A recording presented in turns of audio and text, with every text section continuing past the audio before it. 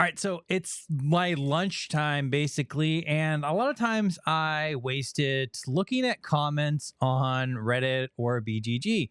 So I thought, you know what? I'm going to take you along today on this journey of debauchery, and we're going to go doom scrolling together and we're going to see what we find. And if you've never done this before and you don't like to to make fun of others and their comments, you may want to leave now because I think that's what we're fixing to do right now. All right, so this is Neon Gorilla Reacts here. We're going to get into it today, and we're just gonna kind of search through here and see what we can find. This might be promising. Is there a way to shuffle cards efficiently without using an automatic shuffler? The first, split the deck into multiple stacks and make sure each stack is small enough to be comfortable to riffle two stacks together. Then riffle two. After a riffle, split the riffle deck into two. Take one of them and riffle another stack you have not riffled yet this pass. Continue until you've riffled every stack. This is one pass. Now do that at least 5 passes of the above ripple pass.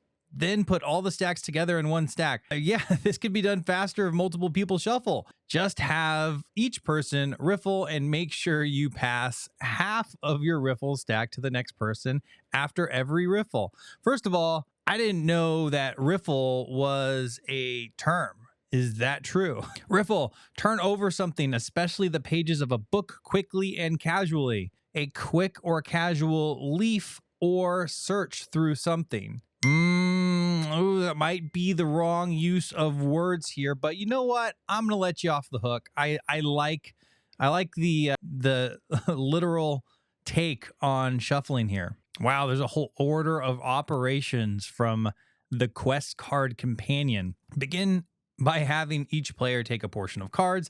Every player participating in the shuffle should deal out 7 stacks.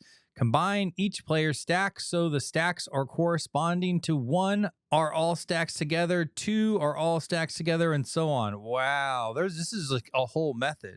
Do you all have a method for shuffling stacks here? Bored and Bearded says, this is funny to me because it's completely deterministic and thus no shuffle at all. Sleeve them. I like that. I do like the sleeve effect on shuffling. Much easier and easier on the cards as well. Your statement that Killer Bunnies is a fun game helps me understand the place you're coming from, that this is difficult problem to solve on your own. I've never played Killer Bunnies. Let's see. Killer Bunnies 2002. I'm guessing this is it. Yeah, it's got the cards here. This is a 5.5. Anyone out there played Killer Bunnies before? It didn't fare well in the old BGG ratings, that's for sure. All right, moving on. How much have you spent on board games in the past year? If your significant other doesn't search through your YouTube comments, comment right now. How much have you spent over the last year? And maybe if I'm not too embarrassed, I'll put mine up here. Look at this. Nice try. Not answering. Nice try, wife. Not answering that one, says Skeptical Hippo. I've seen this post on 2 subs I'm on, and this has been the top comment on both. Of course, that is clearly going to be the top comment here. Somewhere between 0 and 20,000. Okay. I'm really hopeful this describes everyone in the subreddit. Reading is hard. Reading's hard for me today. I'm sorry about that, which is tough in a video where I do a bunch of reading for y'all. All right. Oh, very exact here. 474 from March 27th, 2023 to March 27th, 2024. I have you beat. I will say that. I just realized that this doesn't include the 4 commander decks. Oh, untruthful. Oh, look at this. Look at this. Aegis Toast coming in with the logic. I've seen a couple of your posts across subreddits, but I can't imagine you're getting very good data considering it's self-reported. Most responses seem to be jokes, large ranges, or complete guesses. Those are the ones I appreciate the most. That being said, looks like I was at $2,436 for all of 2023, $2,519.99 over the last 365 days. I think the last time I looked that up, and this was like a video I did like 6 months ago, I had that beat at the time. So I think I'm winning. Hardly anything. Okay, there you go. I'd rather not think about it. That's kind of where I'm at for sure. Oh, here we go. Literal Lineth here. I hope you're not expecting this chart to remotely reflect reality. The vast majority of people who play board games aren't on Reddit, and those that are tend to be the ones very much interested in the hobby. The same could be said of most hobbies, to be honest. So at best, you're finding the ceiling, not anything remotely resembling the mean or median. I think that's the point here, is to get the people that are addicted to this hobby, addicted to collecting, to come back and answer this. If you ask my mother-in-law how much she spent on board games, I would imagine over the last year, it's certainly going to be under $100, maybe $50, maybe even less than that. And yeah, you know what? That's just not interesting. Lyneth, why would you do this to us? Thank you, Stevel Scuba. Oh, I think we have a winner here. Nova Theorem, 8,000. But that includes travel to board game conventions and stuff. For raw cost in games is 2,700. Okay, that is quite the board game travel budget. I envy that. Ooh, I like, okay, Clank and expansions. Okay, I'll take that. Dune Imperium, yes. Wingspans plus one expansion is $200. What? Isn't Wingspan like $50? That's an overstatement right there. I don't know about that. Is that the nesting box? But it does say it's only one expansion, so why would you need the nesting box? Centurion never played, $20. Orleone Stories, Trivial Pursuit D&D edition. All right, $2,000 a year. Average cost weekly, $38.46. As a, oh, okay, we're projecting this as the date night cost. I'm sure your wife never wants to go out to dinner or see a movie, anything like that. But hey, if that helps you justify your $2,000 spent, have at it, dude. Excluding Aeon Trespass Odyssey, not much. And you know what? This is a game I've been trying to trade for a while now. And yeah, nobody really wants to give that up, no matter how much I offer. I don't know, I think the price tag on this thing and now is like $400. I don't even remember. It's pretty steep, especially trying to ship it. It's insane. I see a game, I buys a game, Alpha Dag 13. I couldn't put it any better. What are the most addicting games that also teach you real world knowledge? That seems kind of boring for my purposes now. How does El Grande play at 3 players? No pun, just did a great review on that. I don't think he answers that particular question, but you may want to check. What are good entry-level examples for bigger, more complex tabletop games? Catan, boring. Look at the corgis. My son loves corgis. This is an interesting question. I don't know for our purposes here, but does immediate access to all of your information make digital board games too easy? I can say I demonstrated this on my very first stream where I played the AI in Dune and got completely smashed. I don't know if I suck or the AI is really good, but immediate access to all the information did not help me there. Well, let's see what they say. All right, I'm not going to read all of that. Let's just go right to the comment section. Those all look too long and thoughtful. Nope, that's boring. 9 minutes ago. Is ATO worth it? Speaking of, that's on topic. And by it, I mean $320 USD price tag of the second printing. Is it really as good as people say? The one thing I'll say about ATO is everyone has just, it's gotten great reviews first and foremost. But I wonder, how much have the reviewers actually played? I mean, this thing is tens and tens of hours to complete. And can you really give a great assessment on something like ATO with that? I don't know. I really want to hear a year from now, somebody that's had this in their collection. First and foremost, how much has it hit the table? How hard is it to consistently get it back to the table? And, I definitely have games in my collection where I think they're absolutely wonderful. They just don't come back to the table as often as my feelings would lead you to believe. Sad to admit, Voidfall is there kind of right now, although it is pulling on my strings. I put it right next to me so I never forget it here. I am going to put that back on the table, and maybe my scenario is a little bit different than others where I'm trying to get a bunch of different games to the table for the channel. But anyways, I don't know. I don't know the answer to your question, Saber6. I'll come back and see what other people say. All right, so you have, that was just a quick top tour of the board game subreddit. Now, I don't know if you've heard of this one before, but if you haven't, Board Game Circle Jerk is certainly parody. I will say that right now. If you're easily offended, this is the perfect time to turn off the video and just move on with your life. If you're not easily offended, then let's dive into this cesspool together and see what we can find. Oh, wow. Well, this is right on topic. I don't know if this was inspired by the first post. Any other ways to shuffle cards besides hiring a professional dealer? So, as you know, ever since we had the issue with Tyler, I don't know about this, we are using the services of a professional dealer for our board game nights. For those of you who don't know, there we go. The issue was that Tyler accused me of tricking the cards after I got the Geist 2 rounds in a row while playing Innis. So I tried to accommodate Tyler by hiring a dealer, and it worked well so far, although to be fair, it's a little bit expensive. But le hobby is le hobby, so what can you do?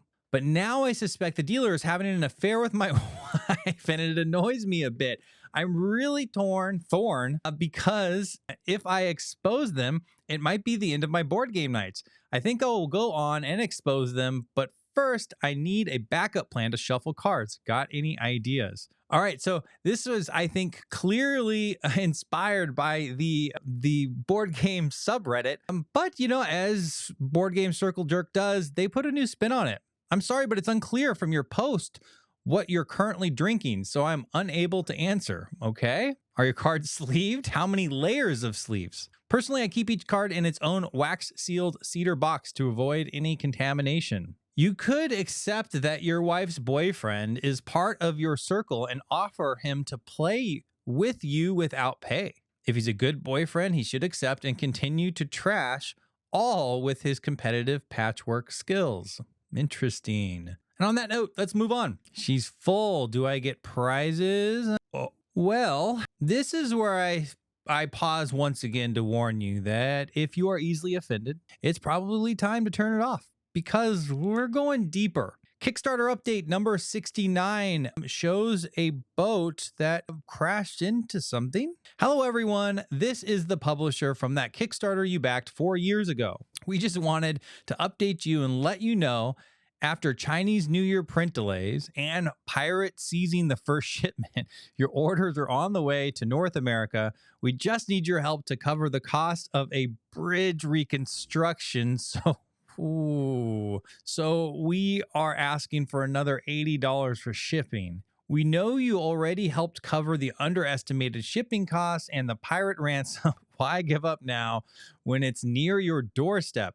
Also, we're now bankrupt, so if you want to help us find another company to buy the product you've already paid for and then pay them for it so you have it, that would be great. Things are looking up. Oh, man. Well, I will say, all except for the bridge, all of that is very, very valid and quite the true statement, not parody whatsoever here. All right, I'll pay up, says Laprav. I already sank 3,428 into this thing. One times full pledge, deluxe upgrade, and triple shrink. It's not a game, it's an investment, says Rocco13. I agree. Yeah, this is probably the right comment here.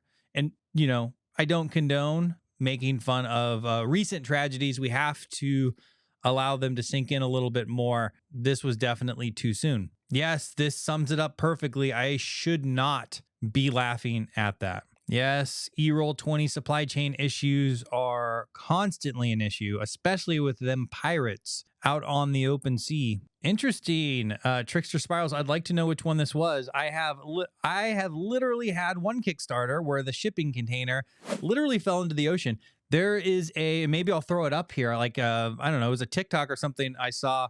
I don't know if any of you are on the North Sea TikTok, but in this particular one, it's just shipping containers just being flung absolutely everywhere. And I wonder how many board games happen to be on those poor ship containers. That could absolutely put a publisher under.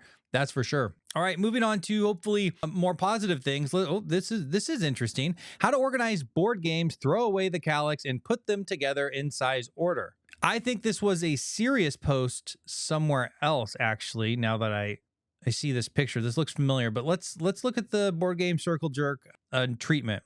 Okay, why does the order reverse for the bottom shelves? I absolutely agree there. I mean, check that out. Order everywhere else, is highest to lowest, left to right, and then we do this. Is this just to mess with us? I'll say my wife would first of all probably like them in color coordinated order. She definitely would notice this reversal in methods here on this bottom shelf, and that would be corrected immediately. Me, maybe not so.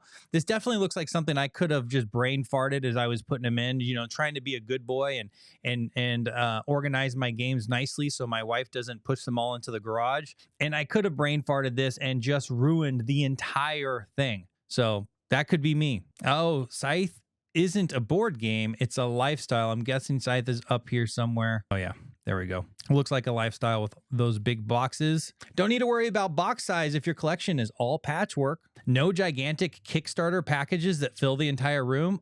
Yeah, that's, I don't know if you can see it. Perfect. Look, ISS Vanguard. It couldn't be better. I had to move that out of my living room yesterday as that got delivered. That's a story for another time, but I made a massive trade to get basically everything sun dropped ISS Vanguard. I'm excited about it, but that's not going to fit on that shelf. What am I supposed to do? What am I supposed to do with that? That's why I have this shed, which turned into a studio and is full. Again, you give yourself more space and you just find ways to fill it. That's just the way it goes. Oh, I like this one. My system is more based on thickness of shrink wrap, with higher gauge earning a spot on top and a lower gauge goes near the bottom. How many people out there have shrink wrapped games currently? I don't typically have a ton, but there's definitely always something that's shrink wrapped that I need to get out of its box. I mean, that is all still in shrink, by the way. Whoa, whoa, whoa. The other dino. First week in the hobby, eh? Okay. But then jokes aside on this subreddit, I don't like that. That looks great. What do you think? Do y'all think that looks great? Not bad. Are we side storers or is it vertical or horizontal? I should say. How do you? I've been burnt on the horizontal, especially after they sit a while. In fact, I just found a hole in my Dead Reckoning box because I had it horizontal. So not happy. That's also too soon for me. I just found that yesterday and I was not happy. The f games are these? Interesting. This shelf of games is my nightmare. Walk into a new friend's house for board game night, see this collection, and I'm climbing out the bathroom window as soon as possible or pretending I got an emergency work call. I'm not sure if I should be, UJ, is that something the kids are doing? I don't know what that means. /UJ. Am I just slow right now? Because I'm fucking serious. Okay. Oh, here's another one. Here's another obsessive compulsive disorder. WJG Dinger says the biggest criticism here is that his titles switch directions constantly. My wife would also make that comment. Honey, I love you. I know you don't watch this, but just know that that is not derogatory whatsoever. That is a compliment, in fact. Your attention to detail is unlike anyone I have ever met, which is why you're the perfect compliment to me. All right, maybe we'll try to find one more here. Let's see before we end this. I'm not going to touch that one. I know I touched the bridge and it's way more recent, but 9/11 the game, I'm not going down that. It's probably awfully interesting, but I'm not going to do it. If you don't thoroughly enjoy setting up or tearing down a game, you don't belong in my hobby. I don't know how great that one is, but I do sometimes just say, oh, hey, honey, we can play in just a second. Or I typically give her about a 30-minute buffer so I can set the game up before she's called down to the table. Hey, oh, I know about this. He's always judging me when we're board gaming. My cats are constantly on my board game table. Oh, look at that one. That looks like we're plotting murder. I'd be much more worried about sleeping at night with that thing around than them judging your board gaming. All right, maybe we will look here at hot discussions real quick before we go. Go over to BGG, get BGG some love here. Culling philosophies. Let's see if there's any gold here. This is in response to a recent, I remember this one on top forums very recently on curating your collection and letting go. This person wants to continue the conversation. Let's see what people have to say. I don't play. Pete says, if I play a game and don't want to play it again, I give it away. Whoa. Pete is bawling, and he's a rules lawyer as well. These people are all too literal. Boring. Let's give this one more chance here. Maybe we'll take a little bit of a detour here and look at great game or real looker. You don't have to choose. This was actually the impetus to the next board game secret show that I have coming up here. So, spoiler alert there. We're not going to take this seriously. I know this one got a little bit spicy, but we'll read the original. Brian Winston, every so often, the debate is stirred regarding do you choose a great game or a great looking game? And I always wonder why you wouldn't get both of those things are important to you. What, did they write that wrong? Am I reading it wrong? And I always wonder why you wouldn't get both if those things are important to you. I was reading that wrong. All right, let's see here. Drew Olds. People think that paying a decent artist takes time away from the person writing the rules. I don't know why, nor do I. think there's one in particular I remember down here. Oh yeah, this is it. So it starts here with Coop. I'll always choose gameplay over pretty. You can put lipstick on a pig, but it's still a pig. That is so true. All right, and then Stuart Franklin here chimes in in a response to the lipstick on a pig. You can skillfully apply makeup made from shit to the face of a beautiful person, but they'll still smell of shit. Mind blown. Stuart Franklin, you are a genius and looks like a Brit. Congratulations. That's top comment for the day. For sure. And with that said, this is where we're going to end it. The debauchery.